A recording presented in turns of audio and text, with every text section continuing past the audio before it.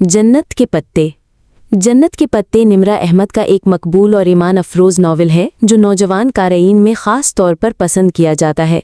इसकी कहानी एक लड़की हया सुलेमान के गिर्द घूमती है जो दुनियावी फ़ैशन और जदीद तर्ज़ ज़िंदगी में मगन होती है, लेकिन कुछ वाक़यात और हालात उसकी ज़िंदगी का रुख बदल देते। एपिसोड 1, हया सुलेमान की दुनिया। दोपहर का सूरज कराची के आसमान पर चमक रहा था। हल्की हल्की हवा समंदर की तरफ से आ रही थी, मगर हया सुलेमान अपने एयर कंडीशन कमरे में बैठी थी। नरम गुलाबी पर्दों से रोशनी छिनकर आ रही थी और कमरे के बीच में रखा हुआ सफ़ेद टेबल मेकअप के सामान से भरा हुआ था। आज यूनिवर्सिटी में उसकी बेहतरीन दोस्त सारा की सालगिरह थी और हया अपनी ड्रेसिंग के इंतखाब में उलझी हुई थी। अलमारी में लटके रंग बिरंगे कपड़ों में से वो एक चमकती हुई नीली ड्रेस निकालकर आईने के सामने खड़ी हुई। बालों को हल्का सा कर्ल दिया, हल्का मेकअप किया और लिपस्टिक का रंग वही मुंतखब किया जो सारा को सबसे ज़्यादा पसंद था। परफेक्ट, उसने खुद को आईने में देखकर मुस्कुराते हुए कहा। हया सुलेमान एक आज़ाद मिजाज, खुशगुफ्तार और ज़िंदगी से भरपूर लड़की थी। यूनिवर्सिटी में उसकी पहचान एक स्टाइलिश और कॉन्फिडेंट स्टूडेंट के तौर पर थी। हर तकरीब, हर पार्टी में सबसे नुमाया। उसकी ज़िंदगी में अभी तक दीन या मजहब के लिए ज़्यादा जगह नहीं थी। वो नमाज भी कभी कभार पढ़ती, रोज़ा भी आधा छोड़ देती और हिजाब का तो सवाल ही पैदा नहीं होता था।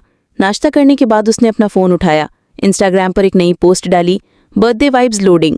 चंद मिनटों में लाइक्स और कमेंट्स की बारिश शुरू हो गई। ये सब हया को खुशी देते। यूनिवर्सिटी पहुंचते ही माहौल और भी शौक हो गया। रंग बिरंगे गुब्बारे, लाइट्स और दोस्तों की हंसी। सारा ने उसे गले लगाकर कहा, वाह हया, तुम तो हमेशा की तरह कमाल लग रही हो। हया ने हंसकर जवाब दिया, तुम्हारी सालगिरह है, मैं कम लगूंगी तो बेइज्जती हो जाएगी। पार्टी शुरू हुई, मौसीकी बजी, सबने डांस किया। हया की जिंदगी ऐसी ही थी, खुशियां, शोर शराबा और दोस्तों का हल्का। लेकिन उसके दिल के किसी कोने में एक अजीब सा खालीपन मौजूद था। वो अक्सर हंसने के बाद तन्हा होते ही सोचती, क्या वाकई ये सब कुछ ही जिंदगी है। इसी दिन पार्टी के इख्तिताम पर यूनिवर्सिटी की कैंटीन में बैठे हुए एक प्रोफेसर की बात उसके कानों में पड़ी।